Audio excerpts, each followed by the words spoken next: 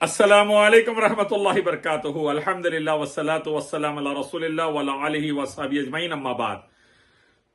جاوید اختر اور شمائل ندوی کا does God exist per debate ہوا، دنیا میں کافی معروف ہوا، کافی پھیلا، لوگوں نے کافی پسند کیا۔ میں دعا دیتا ہوں کہ اللہ تعالیٰ جو خیر شمائل ندوی نے وہاں پر بیان کیا اس کو قبول فرمائے، اگر کچھ غلطی ہو گئی ان سے منہج کی تو اللہ اس کو معاف فرمائے۔ میں یہ کہنے کے لیے حاضر ہوا ہوں کہ ایک عالم دین ندوۃ العلماء سے دیوبندی یا ندوی یا حنفی عالم دین کھڑے ہو کر ڈیبیٹ کرے اور جاوید اختر ہکا بھکا رہ گیا ایتھسٹ دہریہ۔ اس سے پہلے میں نے جاوید اختر نصیر الدین شاہ دونوں کو جواب دیا تھا انہی کے اسی پوائنٹس پر، اور الحمدللہ کافی وائرل بھی ہوا تھا۔ لیکن ایک حنفی عالم نے جب ٹھہر کر ٹکر لی تو جاوید اختر ہکا بھکا رہ گیا، جواب دینا نہیں بن رہا تھا، عجیب عجیب باتیں کرنے لگا۔ اندازہ لگائیے اگر قرآن و سنت والے، قرآن و حدیث والے، اہل حدیث، سلفی، اہل السنہ کے عالم دین کھڑے ہو جاتے الحمدللہ، کیا حشر ہو جاتا۔ ثناء اللہ امرتسری رحمۃ اللہ علیہ جیسے، امام ابن تیمیہ ابن قیم رحمۃ اللہ علیہ جیسے، امام حنبل رحمۃ اللہ علیہ جیسے، محمد بن عبد الوہاب رحمۃ اللہ علیہ جیسے، شیخ بن باز، شیخ البانی، شیخ ابن عثیمین رحمۃ اللہ علیہ جیسے، شیخ صالح الفوزان حفظہ اللہ جیسے، شیخ ربیع بن ہادی مدخلی جیسے رحمۃ اللہ علیہ، ان کی طرح اگر اہل حدیث علماء کھڑے ہو جاتے تو کیا دھوم مچ جاتی۔ اندازہ لگائیے۔ میں نے ماشاءاللہ 500 سے زیادہ ڈیبیٹس توحید و سنت اور شریعت کے اوپر 28 ٹی وی چینلز پہ کیے ہیں، انگلش اردو میں۔ الحمدللہ کوئی اپوننٹ نہیں ٹک سکتا تھا اللہ کے فضل سے، کوئی شرک و بدعت اور کفر والا نہیں کھڑا ہو سکتا الحمدللہ، کوئی ماشاءاللہ دہریہ نہیں کھڑا ہو سکتا تھا الحمدللہ، کیونکہ وَجَاءَ الْحَقُّ وَزَهَقَ الْبَاطِلُ إِنَّ الْبَاطِلَ كَانَ زَهُوقًا۔ حق آ گیا، باطل تباہ ہو گیا، باطل تھا ہی تباہ ہونے کے لیے، تو کوئی باطل والا نہیں ٹھہر سکتا۔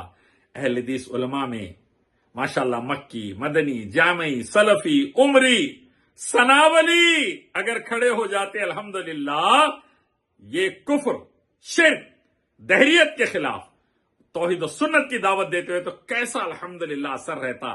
صرف سوچیے، اللہ اکبر، کیسا امپیکٹ پڑتا، کیسا زبردست حق کی دعوت رہتی۔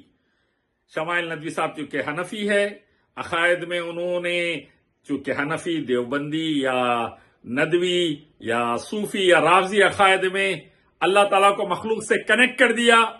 ڈیبیٹ کے 15ویں منٹ سے دیکھیے آپ لوگ، جبکہ اللہ تعالیٰ کی ذات مخلوق سے بالاتر ہے۔ سبحان اللہ عما یشرکون، اللہ عرش استویٰ، لیس کمثلہ شیء۔ اللہ کی ذات بہت اونچی ہے جس سے وہ شریک ٹھہراتے ہیں۔ اللہ تعالیٰ کی کوئی مثال کی مثال نہیں دے سکتا۔ اللہ عرش پر استوا ہے، کیسے ہے اللہ ہی جانتے ہیں اپنی شان کے مطابق۔ یہ والی کیفیت بیان کرتے ہوئے اہل حدیث علماء اگر یہ ڈیبیٹ کا حصہ ہوتے، مجھے یقین ہے جاوید اختر کے عقیدے کے ٹکڑے ٹکڑے ہو جاتے، دھجیاں اڑ جاتی۔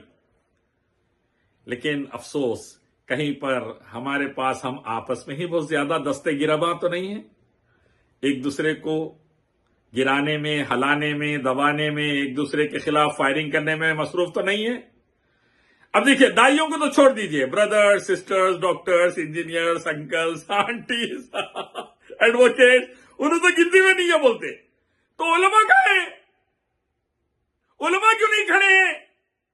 میری گزارش ہے اللہ تعالیٰ تمام اہل حدیث سلفی علماء کو برکت عافیت دے، جو گزر گئے جنت الفردوس عطا کرے، اور جو زندہ ہے اللہ ان کو صحت عافیت حیات دے، ان کے فیملیز کو، اور صحابہ کی طرح اللہ اس کے نبی کے احکام کی روشنی میں رسول اللہ صلی اللہ علیہ وسلم کے نقش قدم پر چلتے ہوئے غیر مسلمین میں دعوت دینے والا بنائے اللہ، غیر مسلمین میں دعوت دینے والا بنائے اللہ، غیر مسلمین میں شرک اور کفر کا اور حرام کا اور بدعت کا رد کرنے والا، توحید و سنت کی دعوت دینے والا بنائے اللہ، اور صحابہ کی طرح دونوں جہاں میں کامیاب کرے۔